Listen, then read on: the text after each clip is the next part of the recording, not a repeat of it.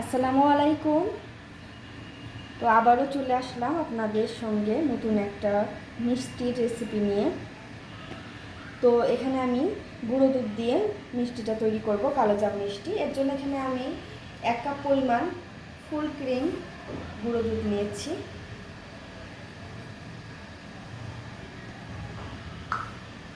আর এর মধ্যে দিয়ে দিচ্ছি 1/2 কাপ পরিমাণ ময়দা, দিয়ে দিচ্ছি আধা চা চামচ পরিমাণ বেকিং সোডা, আর সুজি দিয়ে দিব 3 টেবিল চামচ পরিমাণ।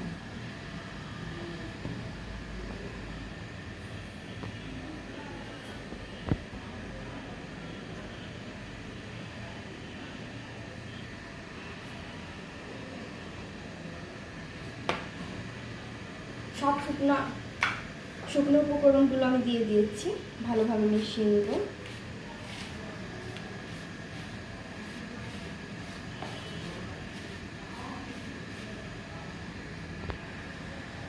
এবার আমি এর মধ্যে ঘি দিয়ে দিচ্ছি। এখানে আমি 1.5 টেবিল চামচ পরিমাণ ঘি দিয়ে দিব।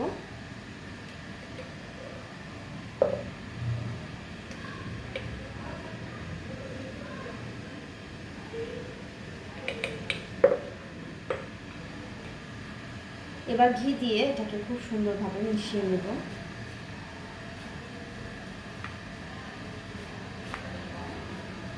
খুব ভালোভাবে মেশাতে হবে।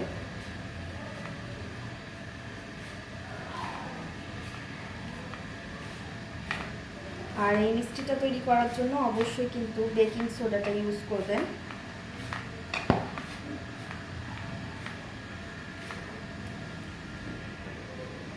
খুব সুন্দরভাবে মেখে নিয়েছি। এবার এর মধ্যে আমি লিকুইড দুধ অ্যাড করছি, গরুর দুধ। অল্প অল্প করে মেশাবো আর দুধটা মাখাবো।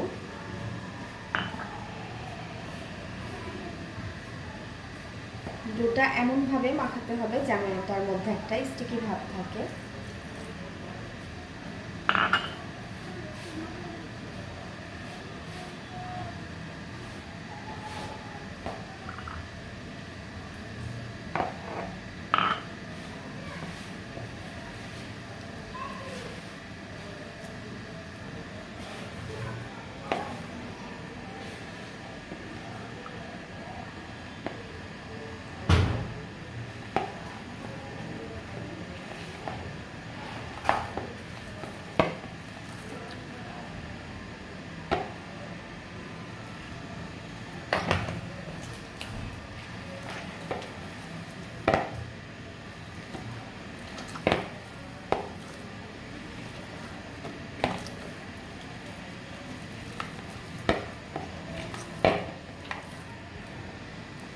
তো দেখতেই পাচ্ছেন ডোটা কিন্তু এরকম এই যে আঠালো স্টিকি ডো হবে। এবার এটা থেকে আমি একটা একটা করে মিষ্টি তৈরি করে নেব। তো আমি সঙ্গে সঙ্গে তৈরি করব, আপনারা চাইলে 5-10 মিনিট রেখেও তৈরি করতে পারেন, তবে এতে মিষ্টি কোনো সমস্যা হবে না। তো হাতে একটু ঘি মেখে নেব।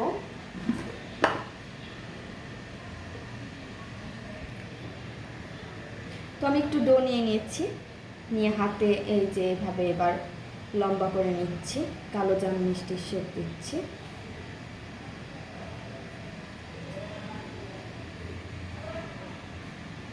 এই যে তৈরি হয়ে গেল।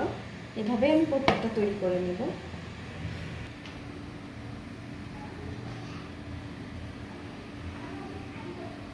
তো সব মিষ্টিগুলো আমি তৈরি করে নিয়েছি। এখানে আমার 12টা হয়েছে। আপনারা আপনাদের পছন্দ মতো যে কোনো সাইজ করে নেবেন। তো আমি একটু বড় বড়ই করেছি। আর এখানে আমি একটা প্যানের মধ্যে পর্যাপ্ত পরিমাণ তেল দিয়েছিলাম। তো তেলটা একদম কুসুম গরম হতে হবে, আঙুলটা ডুবানো যায় এরকম। একদম চুলার আঁচটা কিন্তু লো হিটে রেখেছি। আর এই একই হিটে আমি সব মিষ্টিগুলো ভেজে নেব। তো মিষ্টি দিয়ে দিচ্ছি।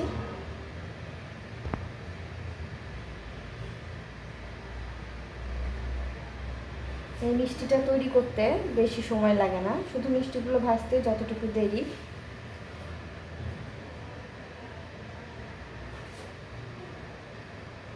চুলার আঁচটা কিন্তু একেবারে খুবই হালকা রাখতে হবে, লো। জোরে দিলে কিন্তু মিষ্টিটা ভালো হবে না।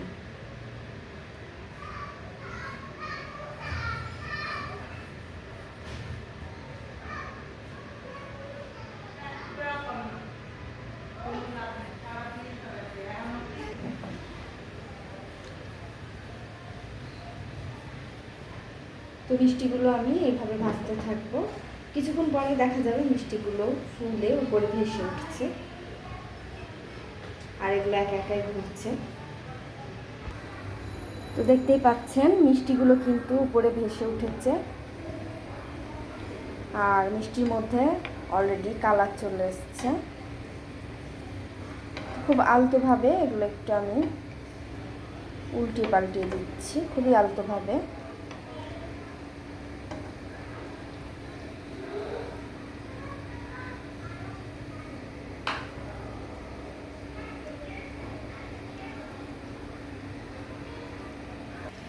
তো এবার আমি মিষ্টির শিরাটা তৈরি করে নেব। এর জন্য এখানে আমি 1.5 কাপ পরিমাণ চিনি দিয়ে দিচ্ছি একটা হাঁড়ির মধ্যে।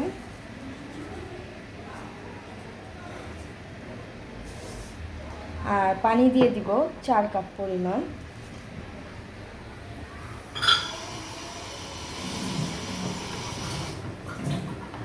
দেখো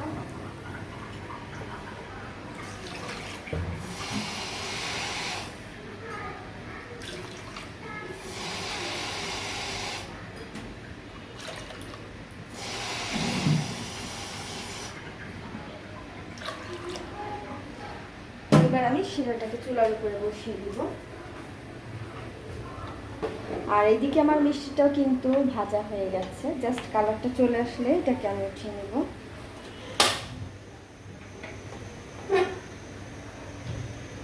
আর কালো জাম মিষ্টির শিরাটা কিন্তু ঘন হবে না, জাস্ট চিনিটা গলে গেলে শিরাটা তৈরি হয়ে যাবে।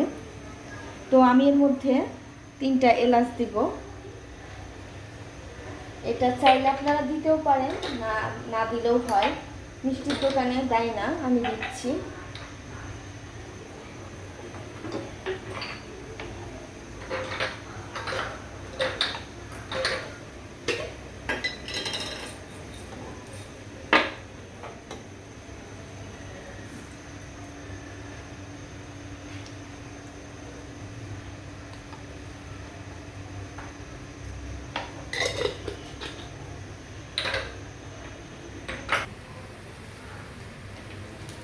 তো দেখতেই পাচ্ছেন আমি মিষ্টিগুলো এবার উঠাই নিব।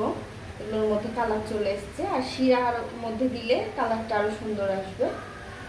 তো এই অবস্থাতে আমি নামিয়ে নিচ্ছি মিষ্টিগুলো।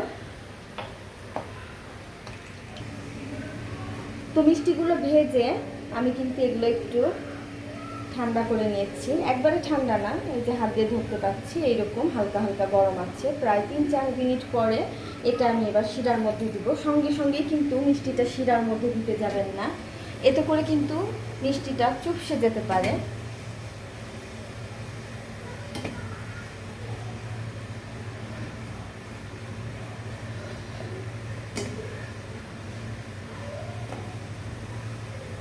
তো শিরার মধ্যে দিয়ে এবার এটাকে আমি একটা ঢাকনা দিয়ে ঢেকে দিচ্ছি। অপেক্ষা করব প্রায় 8 থেকে 10 মিনিটের মতো। আর চুলার আঁচটাকে প্রথমে জোরে দিয়ে দিলাম 5 মিনিট, তারপরে কমিয়ে দিব, মিডিয়ামে রাখবো।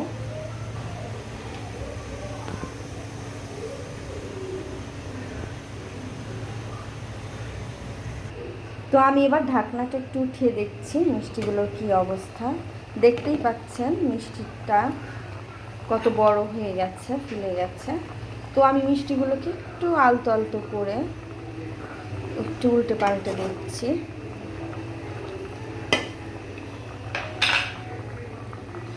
তো এবার আমি চুলাটা বন্ধ করে দিব। আর এই যে বাকি যে শিরাটা আছে, এই শিরাটা কিছুক্ষণের মধ্যে মিষ্টি টেনে নিবে।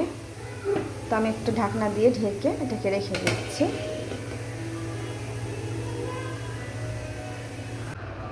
তো আমি কিছুক্ষণ পরে ঢাকনাটা উঠিয়ে নিচ্ছি। দেখতেই পাচ্ছেন মিষ্টির মধ্যে যে শিরাটা ছিল সব শিরাগুলো মিষ্টিটা শুষে নিয়েছে। তো এবার এটাকে আমি একটা সার্ভিং ডিশে সার্ভ করছি। তো সব মিষ্টিগুলো আমি একটা সার্ভিং ডিশে সার্ভ করে নিয়েছি। দেখতেই পাচ্ছেন 1 কাপ গুঁড়ো দুধ থেকে এখানে কতগুলো কালো জাম হয়েছে। আর এখান থেকে আমি একটা মিষ্টি নিয়ে আপনাদেরকে কেটে দেখাচ্ছি যে মিষ্টিটা কতটা সফট হয়েছে, আর ভেতরটাতে রসে একদম টইটুম্বুর। দেখতেই পাচ্ছেন কতটা সফট, আর ভিতরটা দেখতেই পাচ্ছেন কত সফট। তো আশা করছি আপনারা এটা সবাই ট্রাই করবেন, আপনারা নিরাশ হবেন না।